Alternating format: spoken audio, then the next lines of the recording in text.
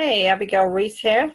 I'm going to give you a few little tips in this video when it comes to email marketing and just a couple of little things that we do differently that we find work best.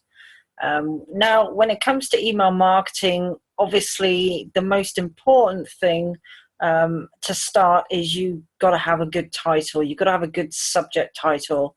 And we found through tweaking over time that certain types of titles um, achieved higher open rates than others. So what we did is we started tweaking the others and got those open rates up as a result. So the title, it definitely matters what you say in them. Some titles are going to get very low to nil open rates and others are going to get much, much higher. So you do really have to sort of tweak and pay attention to the ones that get higher open rates, and then pay attention to the kind of things or message that you're saying in those titles, and then that gives you a really good idea of what to tweak the others to, so that you can get better open rates. Now, when it comes to titles, it's really, really important. Like, you know what it's like when you look for a video on YouTube and it's clickbait and you click on it and it turns out to be something completely different to what you thought. It can get very, very annoying, and it's annoying on videos, and it's really annoying on emails as well. So never put in a title that is not congruent with the email. Never ever do clickbait for that. That's really, really important. You're just going to really piss off your list if you do, and result in a lot of unsubscribes or even complaints. So really important. But one of the things as well that we do with the titles is we put parentheses around a part of it, whether it's to emphasize one word or whether it's a few words in the header, depending on how long the header is. We didn't need to put it around more than the first word here. But another reason we do that is because it makes you stand out more. You got to remember, these people are getting emails from lots of different people, probably some other marketers as well. And most people don't do this. So yours are really going to stand out if you do that. So that's really important. It doesn't have to be parentheses, but just something that makes it stand out from other people. There are certain things you should not put in titles because it will send it straight to spam if you do. One is putting like dollar signs or money amounts. That's going to send you straight to spam.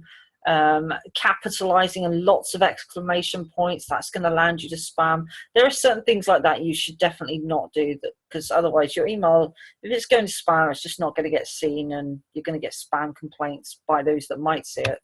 So just a few things to keep in mind there. Also, at the start of all our emails, we always put in an image as well.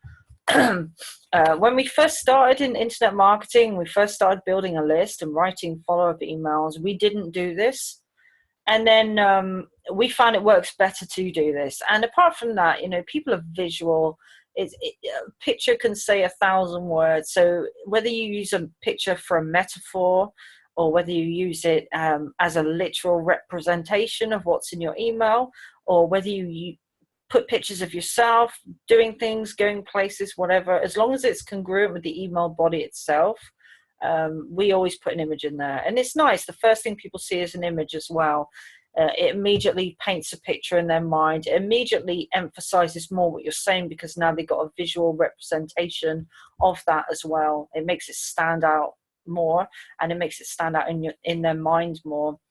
And because most people are not doing this, it makes you stand out more. It's a good way of kind of branding yourself like a trademark or something like that. So we always put an image in there. Another thing we do, and okay, this is quite a short email. We have written some that are longer than this, but we do always try and keep them pretty short and to the point. No one wants to read a great big long blah, blah, blah, blah, blah, lines going all the way across the screen and a whole like essay. No one wants to sit and read that. So try and keep it short. Keep your lines short as well. Two reasons for that. One, it's a lot easier for people to read, and two, it's less likely to go to the spam folder if you keep your lines short. And when it comes to links in here, we always have a link to our our funnel, our website. We always have a link to that, which is this one here. But in this one, we gave the gift of, we interviewed a very experienced marketer who gave some fabulous insights and had some great content in there, and we recorded it and put it in here as a gift. But another thing we did here is when you click on that, it takes you to our YouTube channel. And once it takes you to your YouTube channel, then people can then come on here and they can check out your other videos. You know, they can subscribe, they can see some of your other content. As you can see, we're putting out content all the time. We've got like, I think about 300 or so videos up at the moment. We keep adding to it. So it gives people a chance as well to connect with you on your other social media. Sorry, that's the wrong page. Gives people a chance to connect with you on your YouTube. And here we always put a link to Facebook. You know, if I click on that, it takes you to Joseph's Facebook, so they can send him a message. Some of the emails, it links to my Facebook. But we always link to Facebook and to YouTube, since they're the two biggest social media platforms that we use for this. I mean, there are always going to be more and more social media platforms, and but right now we're mainly using those two. We're not spreading ourselves thin by using 20 or 30 different ones, at least not at this point, not at the moment. I like to concentrate on a couple and really work those to the maximum.